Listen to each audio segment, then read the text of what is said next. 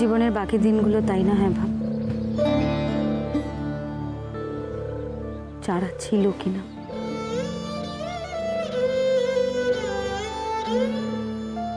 জানি না বাকি জীবনটুকুতে সে জানা হবে কিনা। অনেকগুলো জন্ম ধরে ভাবলেও বোধহয় এর জবাব পাবো না। তোমার হিয়ালি রাখো সত্য, একবার তোমার সুবর্ণকে তুমি একবার আশীর্বাদ করে যাবে না? চিরকালের মতো চলে যাচ্ছে, কেন বিদায়কালে মুখ থেকে কটু কথা বার করাতে চাও? তার মানে সত্য সুবর্ণই তোমার কাছে সব, সাধন সরল, এটা কেউ নয় তোমার কাছে?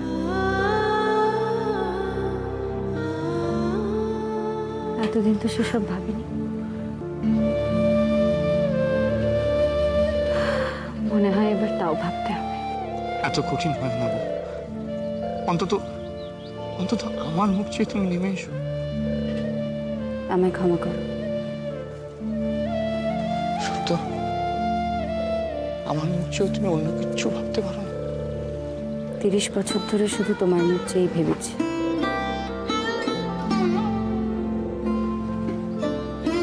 এবার বরং নিজের দিকে চাইবার ইচ্ছে হয়েছে। ঠিক আছে, আমি বলছি, তুমি যদি বলো তাহলে ওই কুটুমদের সঙ্গে আমি বিবাদ বাঁধিয়ে সুবর্ণকে আমি তোমার কাছে নিয়ে আসবো। সত্যি বলছো? ফিরিয়ে এনে দেবে? এই পুতুল খেলার বিয়েটা ভেঙে ফিরিয়ে এনে দেবে আমার সুবর্ণকে?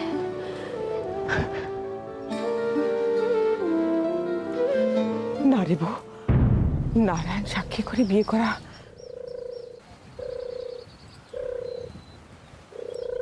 এই বিয়ে কখনো ভেঙে দেওয়া যায় না।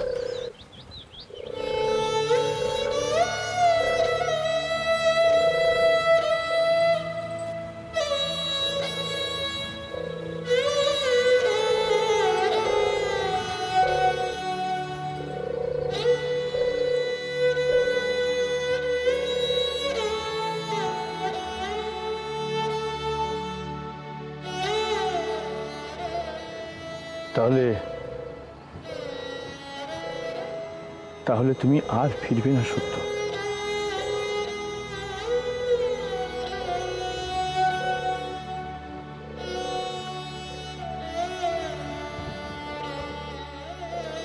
সারা জীবনে অনেক অকথা কুকথা বলেছি, অনেক যন্ত্রণা দিয়েছি, পারো তো ক্ষমা করো। কোথাও যাওয়া হচ্ছে শুনে এখান থেকে? বাপের কাছে?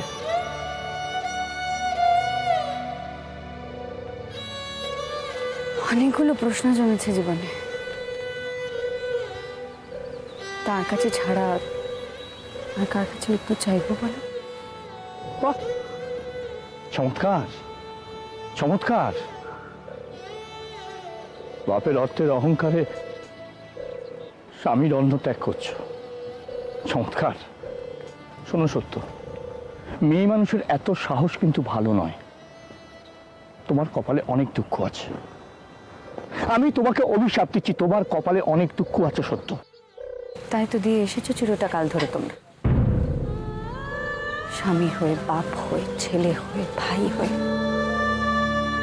বউ চুপ কর, সে কথা বাড়িয়ে কি লাভ? আর একটা স্পষ্ট কথা আমার থেকে জেনে নাও সত্য, আমি বা আমার ছেলেরা কেউই তোমাকে ঘাড়ে করে কাশিতে পৌঁছতে যাবে না। কেন যাবে?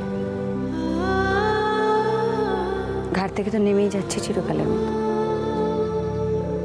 এবার সেটাও না হয় দেখি যে কারো ঘাড়ে না চড়ে নিজের পা দুখানার ভরসায় মাটি ছোঁয়া যায় কিনা।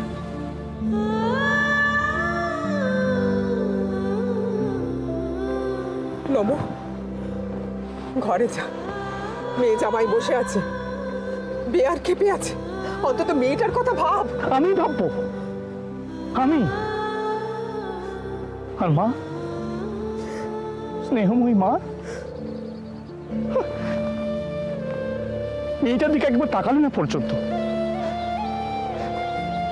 রোজ মা মা করে মেয়েটা কেঁদে পড়ছে, হা করে বসে আছে, কখন মা আসবে। মা এলেন, পাশানি মা এলেন, একবার তাকালেন না। নবু, নবু, আমি বলছি তুই ঘরে যা, যা বলছি।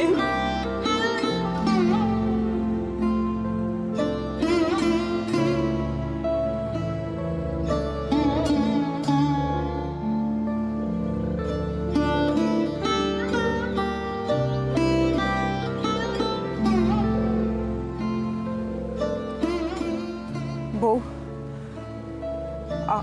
আমি জানি তোকে ফেরানো যাবে না। তোর সমস্ত প্রশ্নের উত্তরগুলো না পাওয়া পর্যন্ত তোর এই মনের আগুন নিভবে না। আয় মা।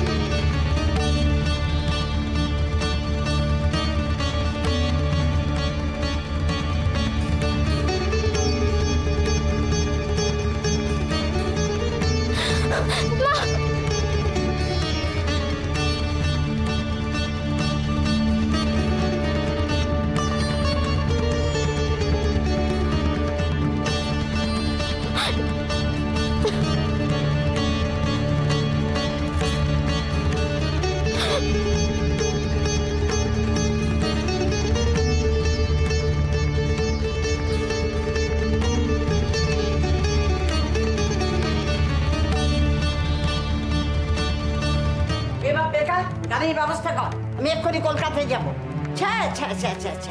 এতগুলো লোকের সামনে তুই আমাকে অপদস্থ করলি। আগের জন্মে কি সই তোর সঙ্গে আমার কোনো শত্রুতা ছিল? অমন একটা মায়ের মেয়েকে তুই আমার ছেলের গলায় গচিয়ে দিলি। অমন করে বলিস না মুক্ত, অমন করে বলিস না। তখন কি জানতাম যে এই কাণ্ডটা বাদিয়ে বসবে? সাদিকে বলে ওই বউ আমার হাড় মাস জ্বালিয়ে পুড়িয়ে দিল। এবারটা আমার হাড় মাস আবার জ্বালিয়ে পুড়িয়ে খাবে? হ্যাঁ, বউ করে তো ওই মায়েরই মেয়েকে ঘরে তুলছি। আহা, ওইটুকু নাতনি আমার, ওর কোনো দোষ ধরিস নে। মায়ের জন্যই তো দুধের মেয়েটার হিমশিম দশা। দেখ সই, অনেক কষ্ট করে এতক্ষণ নিজেকে চুপ করিয়ে রেখেছি। ওইসব দুধের শিশু টিশু আমাকে দেখাস না। কি বিষ যে ঘরে তুলতে চলেছি সে আমি জানি। ও মা, মামি তুমি এখানে? দেখ আবার কি সুখবর নিয়ে এলো। বাকি আচারগুলো সারতে হবে কিনা? বরকনেকে বসে বসে হাঁপিয়ে গেল মামি। বাকি জীবনটা হাঁপিয়ে হাঁপিয়ে কাটবে, শুধু বরকনে নয় আমাদেরও। যতই আচার অনুষ্ঠান করো, আচার অনুষ্ঠানে কৃপায় শেওড়া গাছে তো আর পদ্ম ফোটে না। তোরা থামবি? ওকে থামিয়ে কি হবে? ও ঠিক বই ভুল তো বলেনি। পেকা, বললাম না গাড়ির ব্যবস্থা কর, আমি এক্ষুনি কলকাতায় যাব। যাবেন তো বেয়ান? আগে আচার অনুষ্ঠানগুলো সেরে গেলে ভালো হতো না? সবই তো প্রায় হয়ে এসেছে। অন্তত ছেলে বউয়ের মুখের দিকে তাকিয়ে একটু শান্ত হন। দেখো বাছা, এখনো যে এখানে বসে রয়েছি, আর ওই দজ্জাল মায়ের মেয়েকে ঘরে তুলছি সে একমাত্র আমার ছেলের মুখ চেয়ে, বুঝেছ? আর গুরুদেব নির্দেশ দিয়েছেন বলে, নইলে কবে মুখে নাতি মেরে চলে যেতাম। মা, আর বাড়াবাড়ি না করলেই কি নয়? আমি বলছি তো যে আমরা ঠিক সময় পৌঁছবো। তুমি এবার একটু শান্ত হও মা। শান্ত হবে কেন? হ্যাঁ, শান্ত হবে কেন? যে খুশি এসে যা তা বলে যাবে।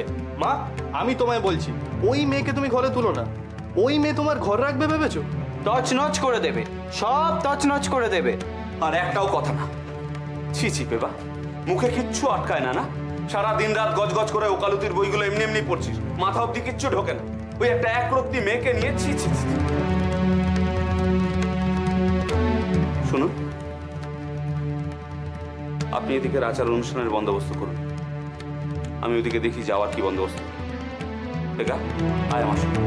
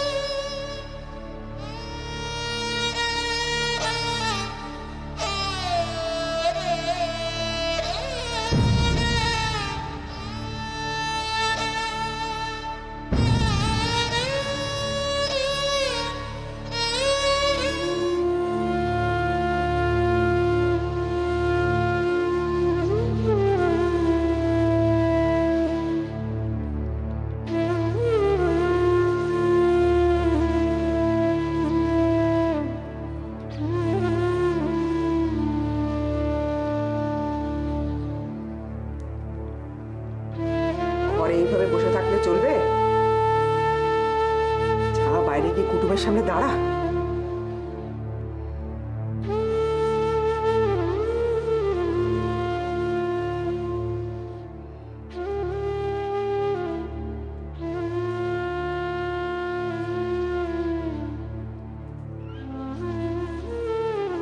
ওদের তো আর দশ হয়েছে না নবু, ঘোড়ায় জিন দিয়ে বসে আছে।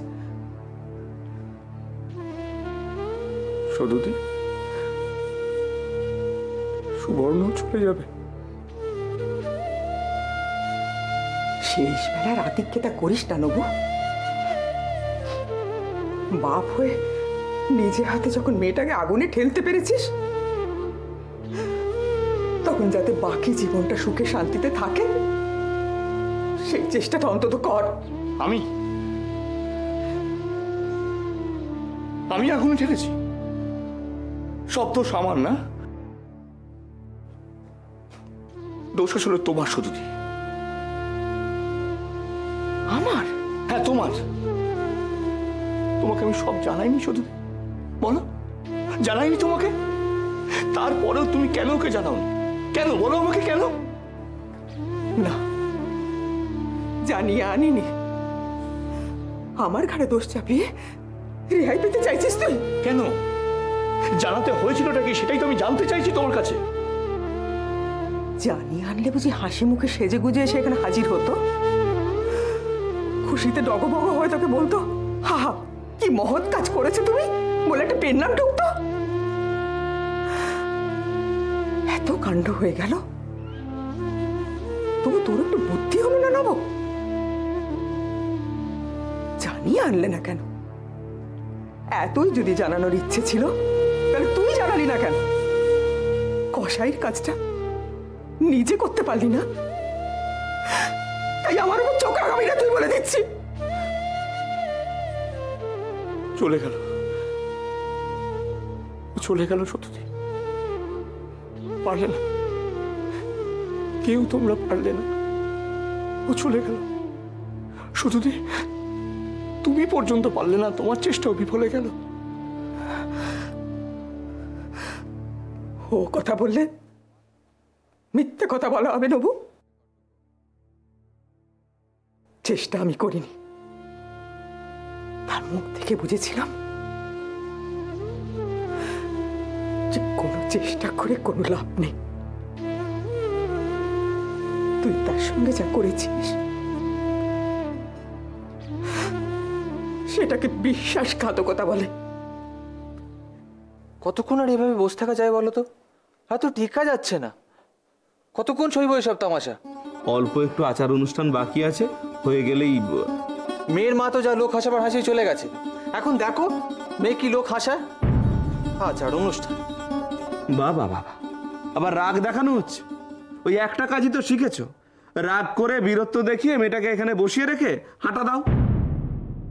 বড় বড় বুলি ছোটাতে পারো, রাগ দেখাতে পারো, বিয়ে করতে পারো, আর দুটো কথা সইতে পারো না? না গাত্রদাহ হয় না? দাদা একবার ওই একরত্তি মেয়েটার কথা ভেবে দেখেছিস? ভেবেছিস যে ওর কি হচ্ছে? সবাই তো ওকেই কথা শোনাচ্ছে। আমি তো তাই বলছি দাদা, ও যতক্ষণ এখানে থাকবে ওকেই 5টা-10টা কথা শুনতে হবে। কোনো কালেই তুই ওর স্বামী হিসেবে যুক্তি ছিলি না, তবুও তোকেও ভালোবাসত, ভক্তি শ্রদ্ধা করার চেষ্টা করত। আজ সেটাও খোয়ালি তুই। তোমার পায়ে পড়ি শুধু, পায়ে পড়ি, এমন করে বলো না, এমন করে বলো না। তুমি আমাকে আর কোথায় নামাবে সদুতি?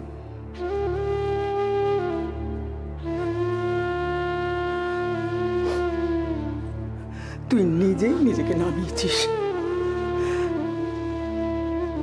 তুই যতই অসারমেশী হোস না কেন, বউ তোকে এইটুকু অন্তত বিশ্বাস করতে যে তুই ওকে ঠকাবি না।